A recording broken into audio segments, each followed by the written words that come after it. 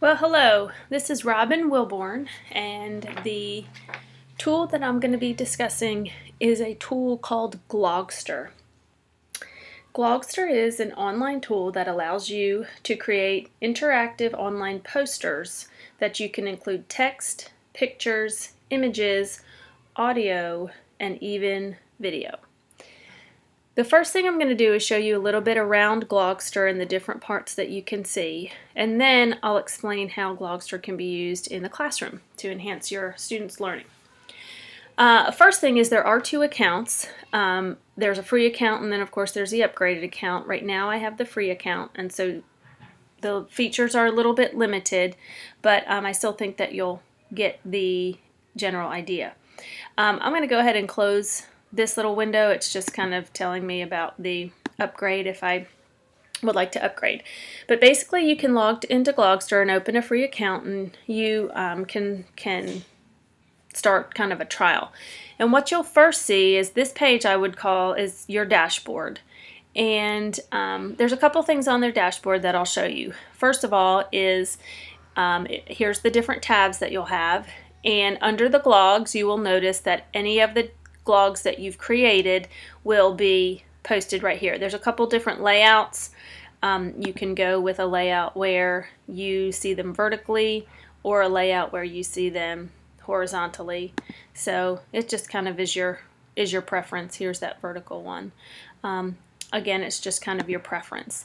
You can load your classes in here, so you can, like I'm a middle school math teacher, so I could put a class for each of my periods, and then it would produce me with a teacher code, which is one I have up here. I'm kind of circling it with my mouse. And I could just give my students this code, and then they would be able to enter my class. So the benefit about that is grading. You can look by individual student, you can look by class, and it just kind of helps you keep things neat and organized. So because I only have the free version, it's not really going to allow me to show my classes because it only lets me have one class. But if you had the paid for version, then you would be able to see your classes. Under students, I do have a student in here. It's actually my son. I made a fictitious student. Had he created any glogs, I could look into his account. And if it was an assignment that I was grading, I could easily just look here. So that's kind of that. Projects and portfolios, these tabs are pretty neat.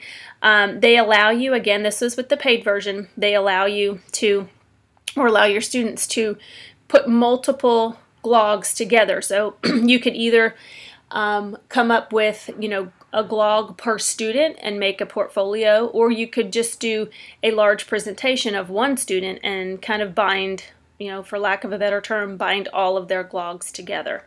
So that's kind of that area, and this is just like different tabs. One of my favorite, or I learned a lot from, was this section down here where it is the tips and the tricks.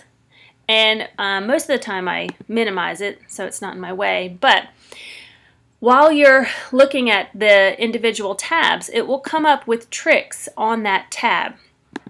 So for example, if I wanted to look up in the student tab and list all my students, it would give me tricks that I could do and tips on how to work in that section, and just kind of helpful tips.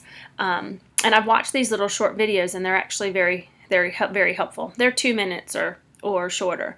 So, but it does help you walk through and kind of learn your way around Glogster to start with.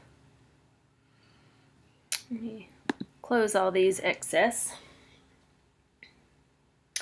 All right, the other thing I'd like to show you before we move on and actually create a glog is this up here, Glogpedia. And this is basically an encyclopedia of the best glogs that others have created. And it's nice because it is by subject area. So I'm a math teacher, so I could click on math. And then it even brings down and breaks some of these into subtopics.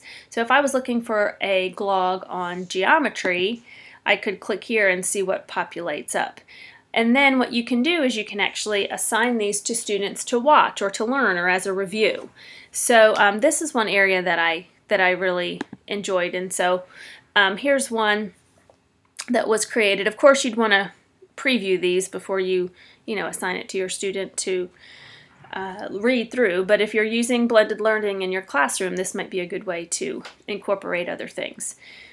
And so these have been created. Some have been created by students, some have been created by teachers, but they are just neat pre-made glogs that you could go through and use. And it looks like I picked one that is not in English, but anyway, idea.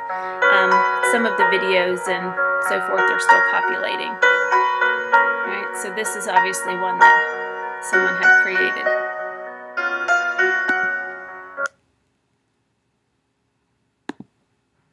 Oops. Sorry guys, I hit the wrong button. Let me go back and get back to where I was.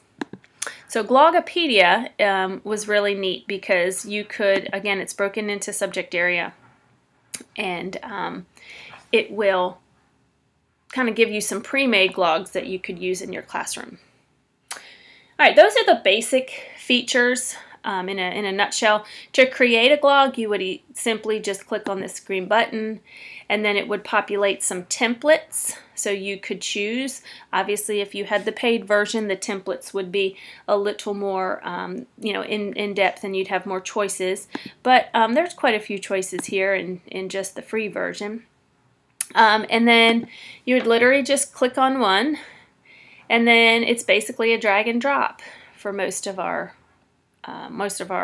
the items. So text you can put in.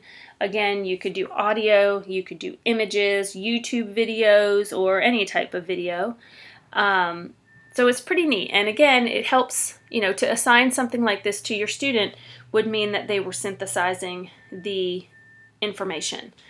So, and again, you would just drag and drop your items.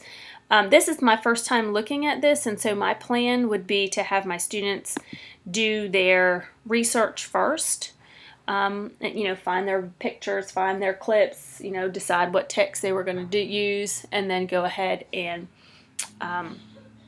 put that in their glog, so they're not kind of looking for it as well as trying to build it. It might save some time. So. All right, the next thing is I just want to go through and cover a couple ways that I think would be beneficial that Glogster could be used in your classroom.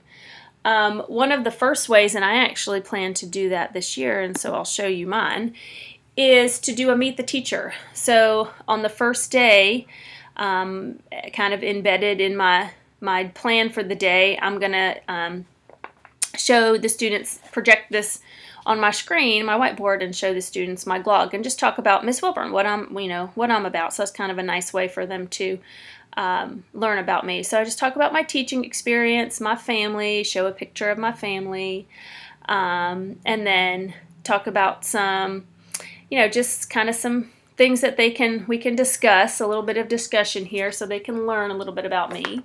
My words of wisdom, be humble and be nice. Those are the two things that I feel like I say every day.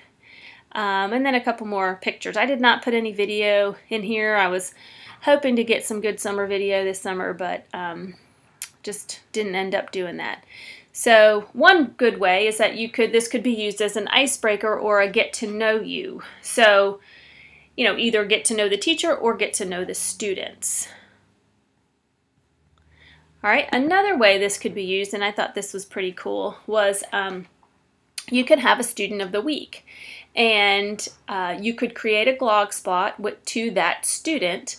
It's a huge motivator tool, and what I think would be neat would be to create the basic template for the student and then allow the other students to post nice quotes about them or tell their classmates, give them words of encouragement, or why they matter to them and why they're so deserving of this honor of being the student of the week.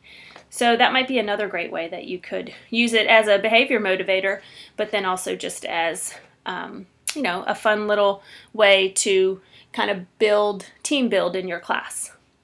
Another idea, of course, could just be as simple as a newsletter. I know we all send newsletters out and, cross our fingers that our that our parents are reading them. But this could be a very interactive newsletter where you could post Of course, information. You could post videos about what the class did the previous week, what's up and coming. You could put in parent support links, homework assignments, all that kind of good stuff that, just needs to get out, but now it's presented in a kind of a much more useful, fun way. Another blog that I started, and I'll show you that here, I'm not finished this one, but this year, I'm trying hard to incorporate kind of real-world applications in math, and I teach algebra, so that can be kind of hard for middle schoolers to get, but I'm basically going to have my students do a portfolio of math in the real world, and so this will actually be several blogs that will stick together as a portfolio. And so this is kind of my little introduction to the project that they'll work on. And for each unit, they would come up with one way that something in that unit could be real world math and how it's used in the real world. So, and then we'll kind of bind these, digitally bind them to make a portfolio of that student's work. So I think that would be a neat thing for the students to do. You could also use Glogs as part of a flipped classroom. All right, this would be a great way when students are absent. They need to spend more time reviewing the work. You could easily create, these take seconds to create. You could easily create the material and have it posted on your website or something similar so that students who are absent can get their work. You could also use this, there's so many ways that you could use Glogster as a cooperative learning tool, but, have the students create the Glog to make sure that they have a deeper understanding of the material that you're incorporating. So it's a great way to put together lessons in one space that the students can easily see and, again, create. You can have them create. Of course, just social studies, biographies, timelines, anything like that you could easily do here. Science experiments, cause and effect. There's so many different uses for this that it would be really neat, and it's engaging for the students. One other idea that I found was even spelling practice. You could use this so practice for spelling tests no longer just have to be paper and pencil. Right? They could respond to an audio clip. You could dictate the words or the pronunciation and have them spell. Okay, it's a nice, easy way, but a little bit more engaging, a little bit different than just the standard paper pencil test.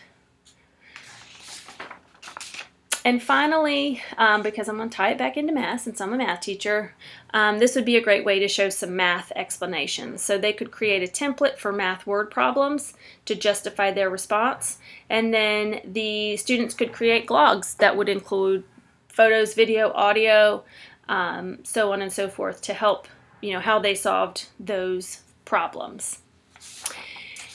Now, I know because we had some major issues, my group, with getting the Hangouts on air to work, that this is there's not availability of a question-answer session.